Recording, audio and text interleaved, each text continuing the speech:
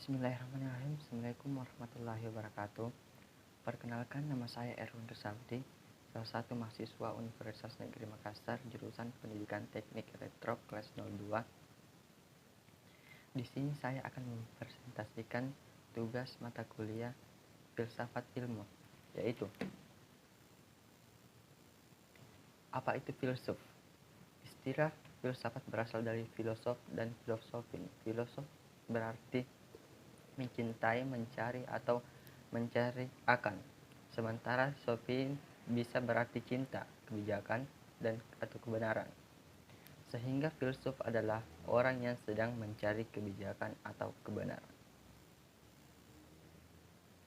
Filsuf pertama di dunia, Thales. Thales memiliki pikiran bahwa dunia berasal dari air. Thales memiliki murid yang bernama Anaximenes yang mengatakan bahwa kehidupan ini berasal dari air.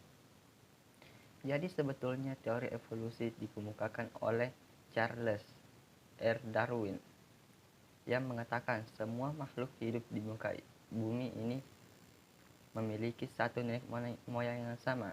Itu bukan hal baru. Anaximenes sudah mengungkapkan, tapi tidak didukung oleh riset dan data yang valid serta empirisis, maka masih sangat lemah. 2.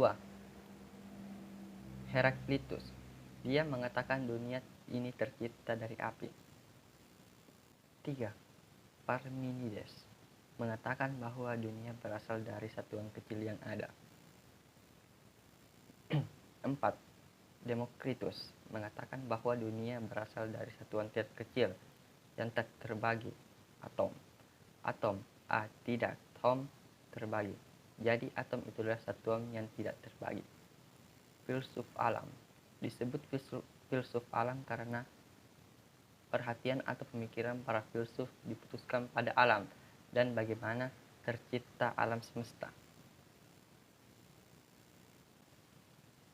Filsuf di era skolastik. 1. Santo Agustinus berupaya membuktikan surga dan neraka meminjam pemikiran Plato mengenai konsep forma. 2. St. Thomas Aquinas. Aquinas meminjam pemikiran Aristoteles tentang causa sai atau causa prima untuk membuktikan keberadaan Tuhan. 3. Bertrand Russell mengatakan bahwa filsafat adalah lahan kosong yang diperebutkan ilmu, pengetahuan, dan agama. Aliran dalam filsafat. 1. Idealisme. Idealisme merupakan aliran yang meyakini bahwa kenyataan atau realitas terdiri dari jiwa dan ide-ide. Kata idealisme berasal dari kata idea yang berarti sesuatu yang hadir dalam jiwa. Aliran ini menjadi yang penting bagi perkembangan cara berpikir manusia. Perkembangan dasar aliran ini pun ternyata pernah dipaparkan oleh Plato. Menurutnya, realitas yang paling dasar adalah sebuah ide, sedangkan realitas yang dapat dilihat manusia adalah bayangan dari ide tersebut. 2. Rasionalisme. Aliran rasionalisme merupakan aliran yang mengutamakan akal sebagai satu-satunya sumber pengetahuan yang dapat dipercaya. Bagi para tokohnya, akal merupakan aset terpenting yang dimiliki oleh manusia untuk menemukan, memperoleh, hingga menguji sebuah pengetahuan. Mereka juga meyakini bahwa akal memiliki kemampuan untuk menyelesaikan berbagai permasalahan dalam hidup. Segala permasalahan dapat diselesaikan dengan dipecahkan melalui akal. 3. Empirisme. Aliran ini berfokus pada pengalaman yang dimiliki seseorang sebagai sumber dari pengetahuan.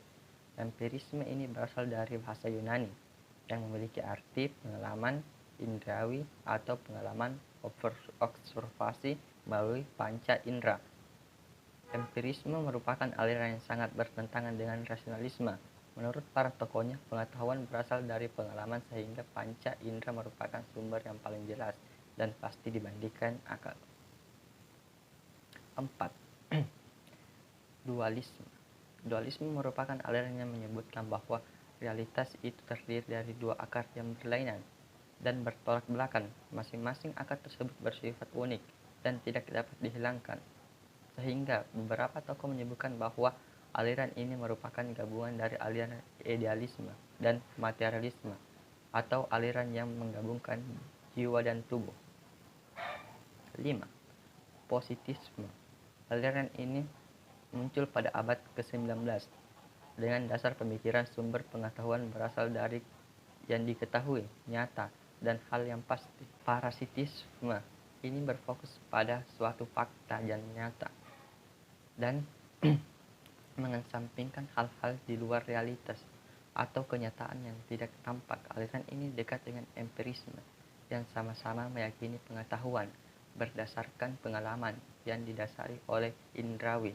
Menurut para tokohnya, manusia tidak akan pernah mengetahui sesuatu dari apa yang mereka lihat dan temukan yang didasarkan pada fakta-fakta yang nyata.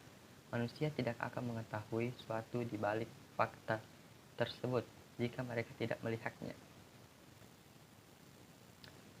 Mengapa filsafat sering bertentangan dengan agama? Karena filsafat merupakan kepercayaan suatu masyarakat yang belum mempunyai sifat universal, dan itu hanya berjalan di kalangan tertentu, sedangkan agama itu sesuatu yang hanya bisa dipercaya dan sulit diterima logika. Terima kasih. Wassalamualaikum warahmatullahi wabarakatuh.